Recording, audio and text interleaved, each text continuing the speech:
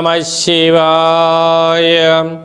ఓం నమో నారాయణాయ. కర్మ నివారణ నరదృష్టి నివారణ కాళభైరవాయ నమో నమః. ఓం కాళకాలాయ విద్మహే కాళాతీతాయ ధీమహి తన్నో నరదృష్టి నివారణ కాళభైరవ ప్రచోదయాత్. హరి ఓం. మా ఛానల్కి స్వాగతం.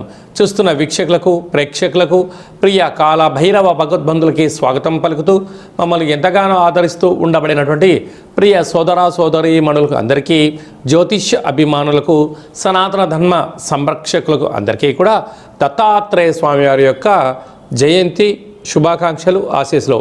అందరినీ చల్లగా ఆశీర్వదించాలని మనసారా మనం కూడా కోరుకుందాం. 1/12/2025 నుండి 15/12/2025 వరకు పుట్టినటువంటి వారందరికీ కూడా ముందస్తుగా జన్మదిన శుభాకాంక్షలు. గతంలో వివాహం చేసుకున్న వారికి వివాహ వార్షికోత్సవ శుభాకాంక్షలు. ద్వాదశ రాశుల్లో గ్రహ గమనాలను వీక్షింపచేద్దాం. కర్కాటక రాశిలో దేవగురు బృహస్పతి ఉచ్చస్థితిలో సంచార స్థితి, మరియు సింహరాశిలో కేతు సంచార స్థితి, తులారాశిలో బుధ సంచార స్థితి, వృశ్చిక రాశిలో రవి కుజ శుక్ర సంచార స్థితి, కుంభరాశిలో రాహు సంచార స్థితి, మీనరాశిలో శని భగవాను సంచార స్థితితో ద్వాదశ రాశుల్లో గ్రహ గమనాలు ఈ విధంగా ఉన్నాయి. మకర రాశి వారికి 2వ స్థానంలో రాహు, తృతీయంలో శని భగవానుడు, అష్టమంలో కేతు సంచార స్థితి, సప్తమంలో దేవగురు బృహస్పతి సంచారం చేయనప్పుడు గ్రహ సంచార స్థితిని అనుకూలంగా మార్చుకోవడం కోసము కాళభైరవ స్వామికి స్మరణ, దీపము, పూజా కార్యక్రమం ఎలా చేసుకోవాలో ఈ వీడియోలో సవివరంగా సంపూర్ణంగా తెలుసుకుందాం. మకర రాశిలో ఏ నక్షత్రాలు వస్తాయి అనగా ఉత్తరాషాఢ నక్షత్రంలోని 2, 3, 4 పాదాలు, శ్రవణ నక్షత్రంలోని 4 పాదాలు, ధనిష్ఠ నక్షత్రంలోని 1, 2 పాదములు కలిపితే మకర రాశి అవడం జరుగుతుంది. రాశాధిపతి శని భగవానుడు. వీరికి 2లో ధనావాకు కుటుంబ స్థానంలో రాహు ఉండడం వలన ధనాన్ని మంచినీళ్ళలాగా ఖర్చు పెడుతూ ఉంటారు.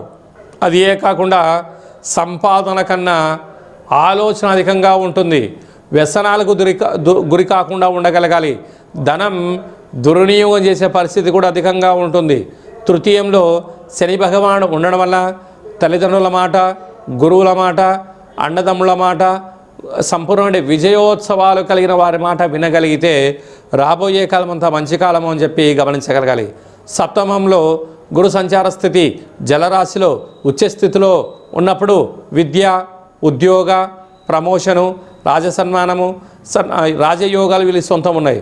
అష్టమంలో కేతు ఉండడం వలన చిన్న చిన్న ఆహారాల మార్పులను మీరు మార్పు చేసుకోకపోతే జలుబు సమస్య, జ్వరము, అనేక రకాలమైన ఇబ్బందులకు గురయ్యే పరిస్థితి ఉంటుంది.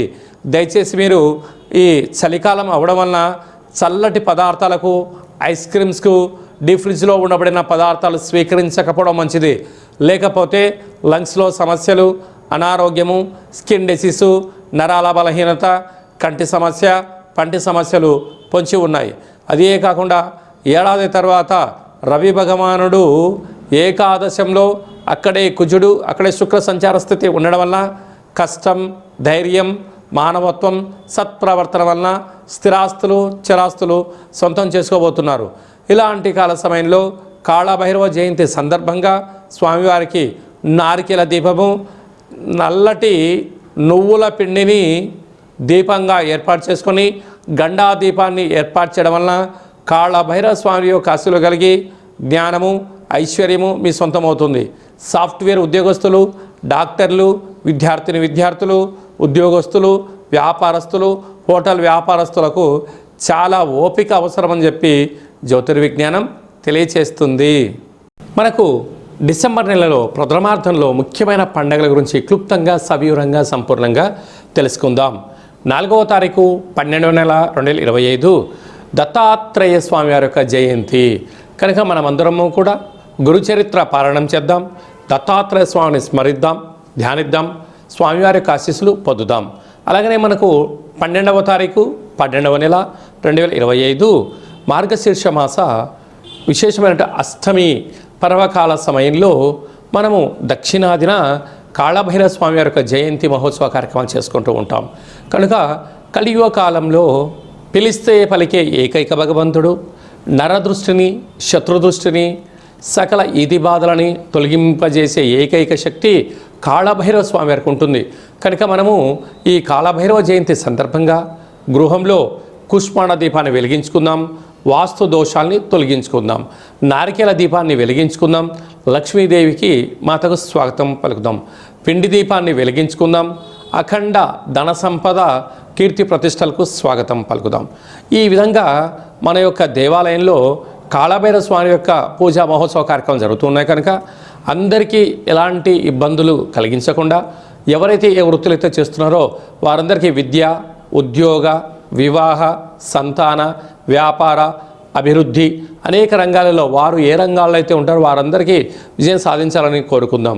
కనుక ఈ కాళభైరవ జయంతి సందర్భంగా మీ గోత్రనామములను పంపించినట్లయితే మీకు ఇక్కడ పూజా కార్యక్రమం చేయించి మీకు వాట్సాప్ కాల్ ద్వారా వీడియో కాల్ చేయించి చూపించి స్వామివారి యొక్క ఆశీస్సులు మీరు పొంది ఉన్నతమైన జీవితం స్వాగతం పలకడానికి ఏర్పాటు చేయడం జరుగుతుంది. అలాగనే ఇంకనూ మనం విజయం సాధించగలగాలి అన్నట్లయితే ఈ యొక్క పాత్ర కంచు పాత్ర, అందుకే కంచు మోగినట్టు కనకమ్ము మోగదు గదరాసుమతి అని చెప్తూ ఉంటారు. ఈ యొక్క పాత్రలో అనేకమైనటువంటి యంత్రములను అచ్చు వేయడం జరుగుతుంది. ఈ యొక్క పాత్రను మనం ఇంట్లో ఉంచుకొని ఇలా ఒక్కసారి శబ్దం చేస్తే ఓంకార శబ్దం రావడం జరుగుతుంది.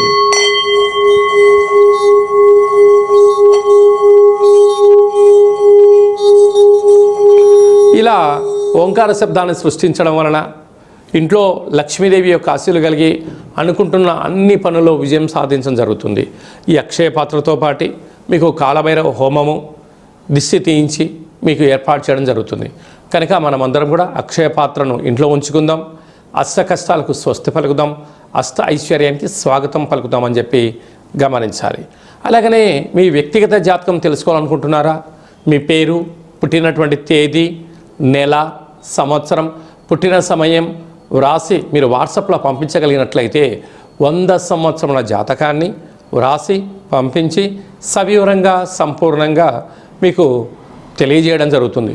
మీరు పుట్టినప్పుడు గ్రహ గమనాలు ఎలా ఉన్నాయి, ప్రస్తుతం ఎలా ఉంటున్నాయి, రాబోయే కాలం ఎలా ఉండబోతున్నాయో కూడా తెలియజేయడం జరుగుతుందని చెప్పి కూడా గమనించాలి.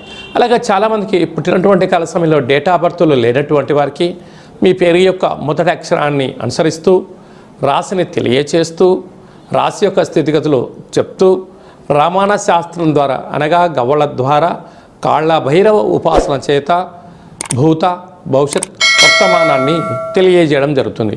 ఈ కింది నెంబర్ సంప్రదించి అపాయింట్మెంట్ తీసుకొని సంప్రదించగలరు. జీవితంలో జాతకాన్ని తెలుసుకుందాం, అష్ట కష్టాలకు స్వస్తి పలుకుదాం. ఈ యొక్క ఆంగ్ల సంవత్సరంలో చివరి మాసంలో ఈ సంవత్సరంలో మనం అనేక రకాలైన ఇబ్బందులను అనేక రకాలైనటువంటి సమస్యలను చూస్తూ ఉన్నాం. వీటన్నిటిని ఇక్కడే పులి స్టాప్ పెట్టుకొని రాబోయేటువంటి కాలంలో అద్భుతమైన బంగారు భవిష్యత్తు రోజులకు స్వాగతం ఎలా పలకాలో కూడా తెలుసుకుందాం. అందరికీ దత్తాత్రేయ స్వామి యొక్క ఆశీస్సులు, కాళభైరవ స్వామి ఆశీస్సులు ఉండాలని కోరుకుంటూ ఆశీర్వచనం.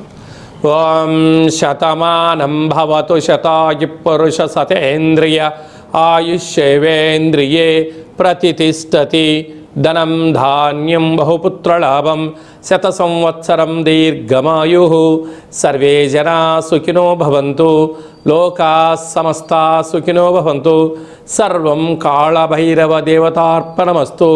హరి ఓం. ఈ వీడియో మీకు నచ్చినట్టయితే లైక్ చేయండి, షేర్ చేయండి.